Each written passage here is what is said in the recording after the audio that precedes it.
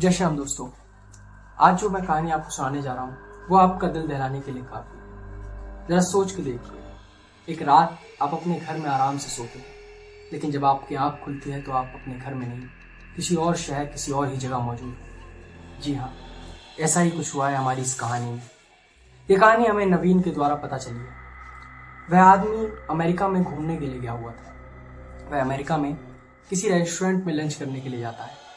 वहां उसकी मुलाकात एक अशोक नाम के आदमी से होती है। वह आदमी बहुत सी ताबीजें, मालाएं और अंगूठियां पहन के आया हुआ था। नवीन को उसे देख के बहुत ही अजीब महसूस होता है। उसे लगता है कि ऐसा आदमी भारत में दिखना तो फिर भी एक आम बात है, लेकिन अमेरिका में एक ऐसा आदमी दिखना बहुत ही अजीब है। वह अशोक के पास जाके इन सारी मालाओं और अंगूठियों की वजह पूछता है। वह पूछता है कि तुमने यह सब ऐसा वेश क्यों धारण कर रखा है। तो अशोक उसे बताता है कि मैं भी पहले भारत में ही रहा करता था और इन सभी मालाओं और अंगूठियों के पीछे एक वजह है, एक कहानी है, और यह कहानी आप सबके होश उड़ा देगी।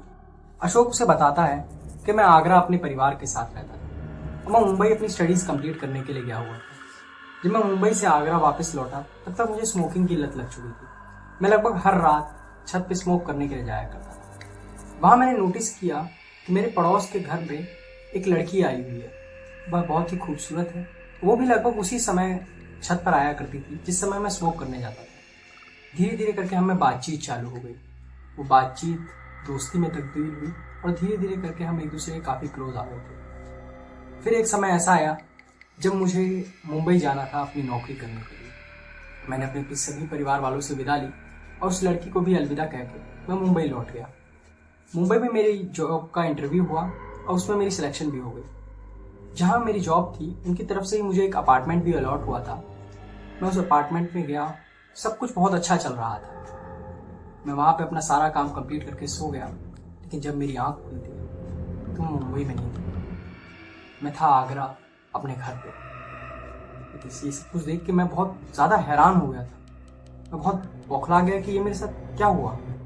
जैसे ही नीचे पहुंचता हूँ तो मेरे सारे घर वाले भी मुझे उतनी ही हैरानी से देखते हैं। वो कहते हैं कि तुम तो मुंबई जॉब के लिए गए थे, तुम यहाँ क्या कर रहे हो। मैं उन्हें बताता हूँ कि हाँ, मैं जॉब के लिए गया था, लेकिन जब मैं वहां पे सोया तो मेरी आंख यहाँ खुलती है। वो सब मेरा मजाक उड़ाने लगे और कहने लगे कि तुम झूठ बोल रहे हो, तुम्हारा मन ही नहीं कर रहा होगा वहां जाने के लिए। मैंने उन्हें अपने ऑफिस के लोगों से बात करवाई तो मेरे ऑफिस के लोगों ने उन्हें बताया कि हाँ, ये यहाँ पे इंटरव्यू देने के लिए आया था और उसका सिलेक्शन भी हो गया था। मेरे घर वालों ने जब उनसे ये कहा कि ये ऐसे ऐसे बता रहा है कि ये वहां सोया और यहाँ उठा, तो मेरे ऑफिस वालों ने मेरा मजाक उड़ाया। वो कहने लगे कि जरूर इसे आप लोगों की याद आ रही होगी, इस कारण रात की फ्लाइट पकड़ के ये वापस आ गया।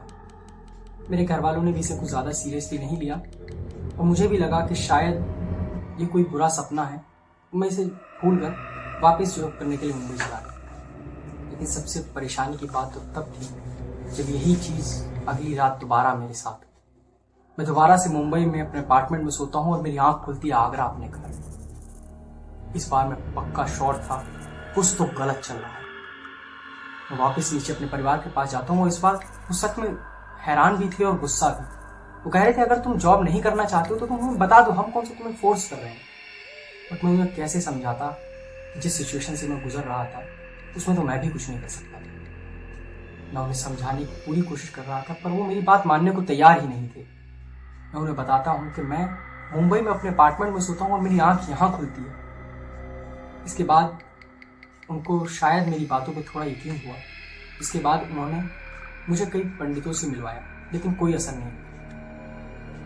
आखिरकार मुझे वापस से अपनी जॉब पे जाना पड़ा और मैं जॉब पे जाता हूँ। लेकिन इस बार मैं समझ चुका था कि जो कुछ भी होता है ये तब होता है जब मैं सोता हूँ। इस बार मैंने सोचा कि मैं सोऊंगा ही नहीं। मैं सारी रात कॉफी पीकर और किसी भी काम में लगकर जगा रहा। मैं अगले दिन फिर जॉब पे गया, लेकिन आखिर मैं ये सब कब तक कर सकता था। अगले दिन मुझे नींद आ ही गई और वापस मेरे साथ वो सेम चीज हुई। मैं फिर से मुंबई में सोया और मेरी आंख आगरा अपने परिवार के साथ हुई। इस बार मुझे यकीन हो गया था कि जो कुछ भी होता है ये मेरे सोने पे होता है और मैं इसे नहीं रोक सकता। मेरे परिवार वाले भी अब बहुत ज्यादा चिंता करने लगे। फिर उन्होंने मुझे एक पंडित से मिलवाया जो शायद समझ चुके थे कि मेरे साथ क्या चल रहा है। वो मुझसे पूछते हैं क्या इस समय में जब से ये चीज, अजीब चीजें तुम्हारे साथ चल रही हैं, तुम्हारी किसी अनजान शख्स या किसी अनजान चीज से मुलाकात हुई है। पहले तो मुझे कुछ भी समझ नहीं आया, लेकिन बाद में मुझे याद आया कि हाँ, जब मैं अपने कॉलेज से अपनी स्टडीज कंप्लीट करके घर लौटा था तो मेरी दोस्ती मेरे घर के बगल में रहने वाली एक लड़की से हुई। तभी मेरे पिताजी बहुत ही हैरानी से मुझसे पूछते हैं कि कौन सी लड़की। मैं उन्हें बताता हूँ कि वही जो हमारे घर के पड़ोस में घर है उसमें जो लड़की रहती है। वो और भी ज्यादा हैरानी से कहते हैं कि वो मकान पिछले 10 सालों से खाली पड़ा, उस घर में कोई भी नहीं रहता। उस वक्त मैं बहुत ज्यादा घबरा चुका था और पंडित जी भी ये समझ चुके थे कि शायद मेरे साथ क्या चल रहा है। उन्होंने कुछ पूजा की, उसके बाद उन्होंने ये बताया कि मेरे पीछे किसी आत्मा का हाथ है और वो आत्मा अब मुझे अपने साथ लेकर जाना चाहती है। इसी कारण मैं किसी भी शहर जाऊं वो वापस मुझे इसी शहर खींच लाती है, और अगर मैंने जल्दी इस बारे में कुछ नहीं किया तो वो मुझे अपने साथ ले जाएगी और शायद मैं नहीं बच पाऊंगा। उन्होंने ही मुझे कई सारे ताबीज और मालाएं दी और मुझसे कहा कि तुम्हें इतनी दूर जाना होगा जहां तक इस आत्मा की कोई पकड़ ना रहे। उन्होंने कहा जब तक तुम इस देश को नहीं छोड़ देते तब तक मैं एक पूजा चालू कर दूंगा, और ये पूजा तब तक चलती रहेगी जब तक तुम उस चुड़ैल की पकड़ से इतनी दूर ना चले जाओ कि वो तुम्हें वापस खींच कर ना ला जा पाए। मैं उसी वक्त इंडिया छोड़कर अमेरिका आ गया। उसके बाद मैं कभी इंडिया नहीं गया। मेरे परिवार वाले भी जब भी मुझसे मिलने आया करते तो अमेरिका ही आया करते, और इसी कारण एक ताबीज़ और मालाएं मेरे गले में हैं। और दोस्तों, उस हादसे के बाद अशोक कभी इंडिया नहीं गया। आपको ये कहानी कैसी लगी? अपनी राय हमें कमेंट सेक्शन में बताएं, और ऐसी और स्टोरीज देखने के लिए हमारे चैनल को सब्सक्राइब करें।